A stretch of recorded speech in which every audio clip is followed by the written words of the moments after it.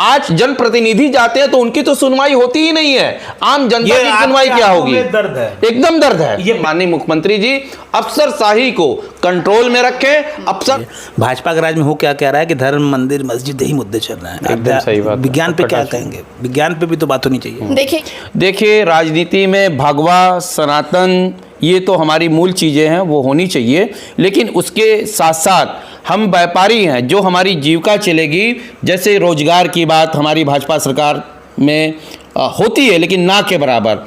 रोजगार की बात, नौकरी की बात, अच्छी शिक्षा की बात, अच्छी स्वास्थ्य की बात, उस पे बड़ी बड़ी कंपनियों को बेरोजगारी पे लास्ट टाइम हमने मैम के साथ शो किया था, काफी हिट हुआ था जी। तो बेरोजगारी पे भी देखना चाहता है। देखिए घंटी, घड़ियाल, सनातन, साधु, संत, रैली, ये सब चीज़ों से पेट नहीं भरता है। हम व्यापारी हैं, हम व्यापार करते हैं। अब व्यापारियों की मांग यही है, तो युवाओं को नौकरी मिले और बच्चों को अच्छी शिक्षा मिले, व्यापारियों को व्यापार करने में अच्छे से सुविधा मिले कि व्यापार कर सकें। और जो गुंडा राज प्रदेश कह रहे हैं कि गुंडा मुक्त, गुंडा प्रदेश, गुंडा राज मुक्त, आज जो क्राइम रेट है ये 2 महीने के अंदर हम लगातार देख रहे हैं कि कहीं हत्या, कहीं लूट। अभी बड़ा गांव में दिन दहाड़े एक सुनार की जो की हत्या हो गई और उसके दुकान से लाखों का माल लूट लिया गया और दोनों अस्पताल में पड़े हैं। तो दिन पर दिन गुंडा राज, कहीं ना कहीं क्राइम बढ़ भी रहा है।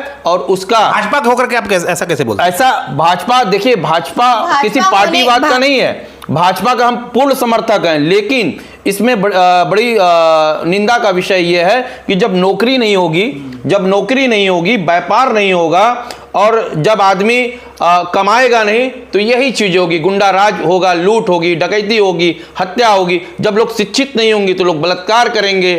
तो इन चीजों को सरकार, हमारे प्रदेश के मुख्यमंत्री को देखना पड़ेगा और देख के आने वाली पीढ़ियों के लिए ऐसा कार्य करना होगा ताकि आने वाले समय में ये चीजें रुके। देखिए छोटी सी बात मैं बताना चाहती हूँ आपको, हमारी जितनी भी सरकारी योजना जो आती हैं, आपको बीडीए से लेके, बीडीए में जो आवंटन, जो लोगों को ज़मीन मिलती है, दुकानें मिलती हैं उनको, आपको मैं बता दूं जितने बीडीए में बैठे हुए लोग हैं या फिर उनके जितने रिश्तेदार हैं, पहले तो एक घर से 4-4 लोगों ने ज़मीन के लिए फॉर्म फिलअप किया हुआ है, किसी ने दुकान के लिए किया है। सरकारी योजना का मतलब ये है कि जितने मिडिल क्लास और गरीब लोग हैं उन तक ये योजना पहुंचनी चाहिए। हमारी सरकार जो है वो मिडिल क्लास गरीबों के लिए ये सारी योजना चलाती है, लेकिन बीडीए के बैठे हुए लोग वहाँ पर या फिर आपके नगर निगम से जितनी भी सुविधाएं आती हैं, मतलब तमाम क्षेत्र में क्यों नहीं पहुंच पाती, मिडिल क्लास तक नहीं पहुंच पाती। क्यों नहीं पहुंच पाती? किससे सवाल करें? अफसरशाही भ्रष्टाचार है, वो अपने आप को खुद आगे बढ़ाने में लगे हैं, तो मिडिल क्लास के लिए क्या सोचेंगे? बहुत बड़ा खुलासा आप हमारे चैनल के माध्यम से। जितेंद्र जी एक मुद्दा और संज्ञान में लाना चाहेंगे। हमारे माननीय मुख्यमंत्री योगी आदित्यनाथ जी के जितनी प्रशंसा की जाए उतनी कम है, क्योंकि वो हर क्षेत्र में इतना बेहतरीन काम कर रहे हैं। आने वाले जो मुख्यमंत्री थे पीछे, आप जाके देखिए तो उतना अच्छी व्यवस्था नहीं था। लेकिन हम अफसरशाही की बात कर रहे हैं, अफसरशाही की जो भ्रष्टाचार में लिप्त हैं, अफसरशाही अपने आप को तानाशाह समझते हैं। अफसरशाही, आप चले जाइए, पीड़ित जब जाता है थानों पे जाता है, नगर निगम में जाता है, विकास प्राधिकरण में जाता है और बता रहे हैं कि डीएम ऑफिस में जाता है, तो वहां पे अफसरशाही अपनी मनमानी करते हैं। कैसे निजात मिले, समाधान करिए ना इसको। उसको माननीय मुख्यमंत्री देंगे चैनल के माध्यम से आपको, आपके चैनल के माध्यम से माननीय मुख्यमंत्री और प्रदेश की शासन को हम ये संदेश देना चाहते हैं, माननीय मुख्यमंत्री जी अफसरशाही को कंट्रोल में रखें। अफसरशाही का मतलब ये होता है कि हम जो व्यापारी होते हैं, व्यापारियों के टैक्स से ही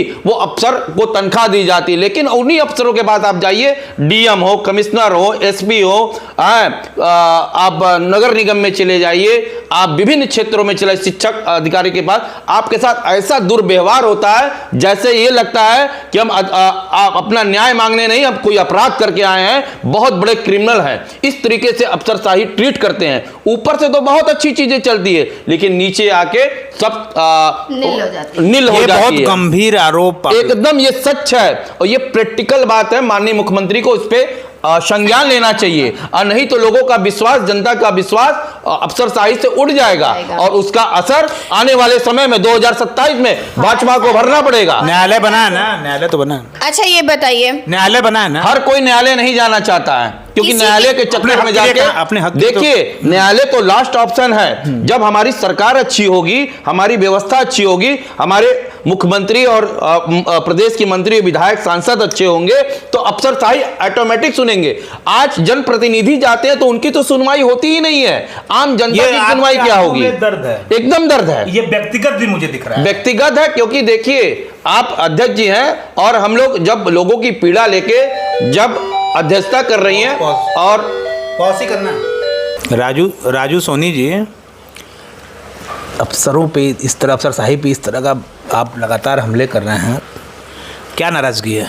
नाराजगी ये है कि देखिए, व्यापारियों की ही पार्टी भाजपा है और व्यापारी ही टैक्स देता है, व्यापारी ही पार्टी को वोट देता है और व्यापारी का ही उत्पीड़न होता है। व्यापारी समाज वो समाज है जो देश जब विपत्तियों में फैला है, व्यापारी समाज आगे बढ़कर देश की मदद भी किया है। और वो क्या ऐसी दिक्कत आपको आ रही है? देखिए, हमने अपनी पीड़ा बताई तो कि भाजपा की जो पार्टी है वो व्यापारी की पार्टी हार भी सकती है भाजपा, बिल्कुल।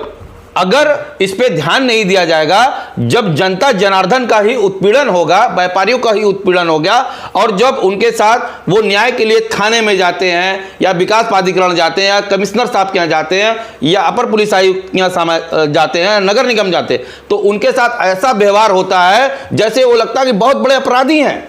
और अफसरशाही ऐसा करता कि नहीं, जाना नहीं है, साहब चले गए, साहब मिलेंगे नहीं, साहब आए नहीं है, तो ऐसा लगता है कि साहब किसके लिए बैठे हैं? साहब अरे आम जनमानस के लिए तो क्यों नहीं मिलता? हमारे प्रदेश के मुख्यमंत्री तो बराबर इस पे बयान देते रहते हैं, लेकिन अफसरशाही तक आते आते मामला ठंड बस्ते में चला जाता है। तो आदमी तो ऐसा लगता है कि साहब किसके लिए बैठे हैं? साहब अरे आम जनमानस के लिए तो क्यों नहीं मिलता? हमारे प्रदेश के मुख्यमंत्री तो बराबर इस पे बयान देते रहते हैं, लेकिन अफसरशाही तक आते आते मामला ठंड बस्ते में चला जाता है। तो आदमी, और दूसरी बात, आम जनता की तो बात छोड़ दीजिए, यहाँ के जनप्रतिनिधियों का ये जो हाल है, वहां पे जब जाते हैं तो अफसर उनसे भी मिलने के लिए इनकार कर देते हैं, तो वो अपनी दर्द किससे बयान कर रहे हैं? तो माननीय मुख्यमंत्री साहब को, योगी आदित्यनाथ महाराज को उस पर संज्ञान लेना चाहिए और ऐसे अफसरों को तत्काल प्रभाव से निलंबित करना चाहिए और इसको संज्ञान में लेके, क्योंकि अगर इतना हमला कर रहे हैं अफसरशाही पे,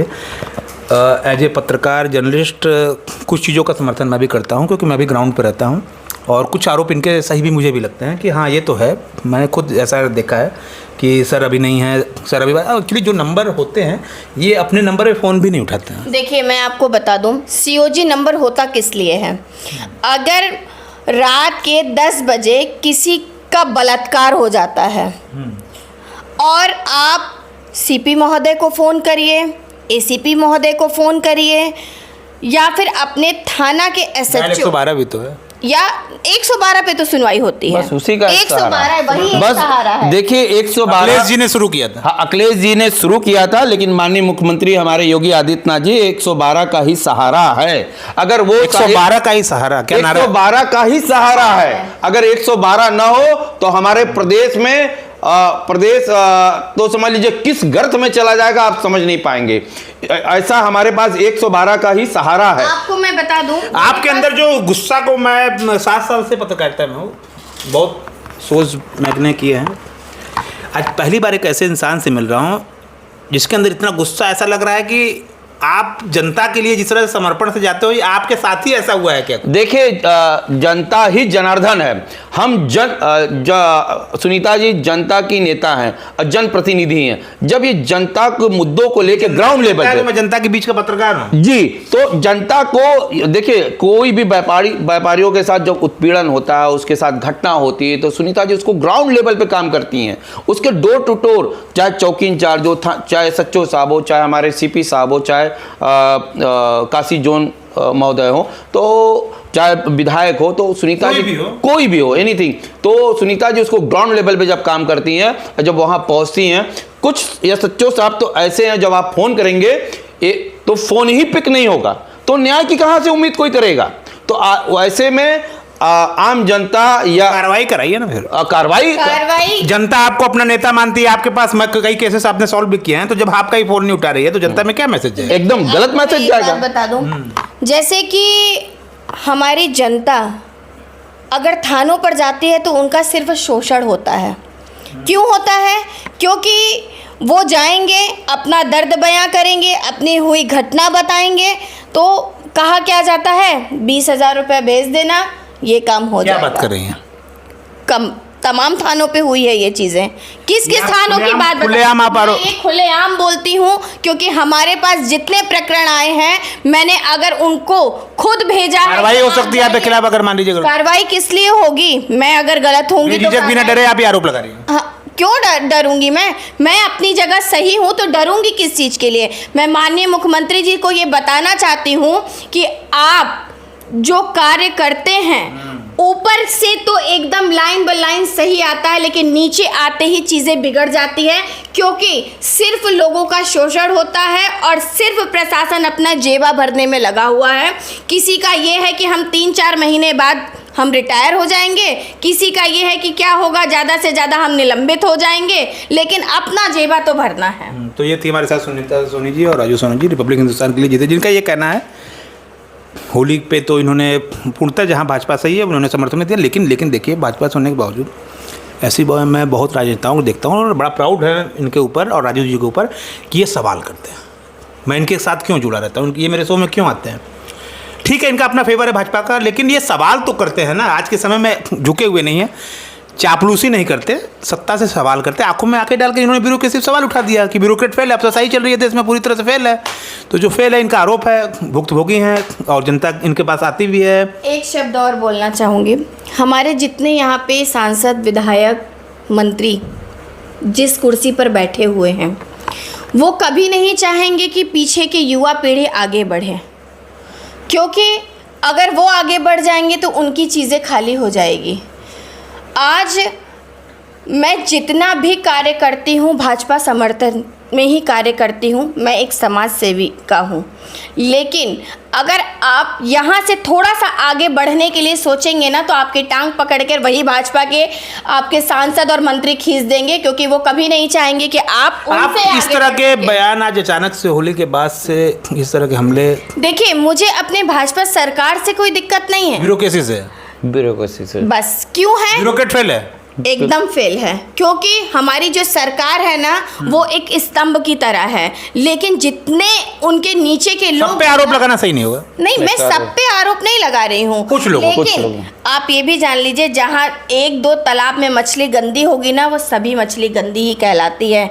ये भी बात जान लीजिए। आप पत्रकार हैं, अगर किसी के बीच आप खड़े होते हैं, आप पत्रकारिता करते हैं, तो ये भी आप क्यों नहीं सोचते, जो 35 साल से 40 साल से राजनीति कर रहा है, जो छोटा छोटा व्यापार मंडल चला रहा है, जिसकी मैं खुद, मेरी 18 शाखाएं हैं, 4000 व्यापारियों का प्रतिनिधि मैं करती हूँ, लेकिन आज भाजपा सरकार से ही मैं जुड़ा, मेरा हर कार्य है, लेकिन यहाँ के विधायक, मंत्री, आप उनसे आगे निकल के दिखा दीजिए, कोई नहीं निकल सकता, क्योंकि वो कभी नहीं चाहेंगे कि आपसे, उनसे आगे कोई निकल सके। तो ये थी हमारे साथ सुनीता सोनी जी, जिनका कहना यह है कि असली मजा तो सत्ता में है, बाकी सब हवाबाजी है।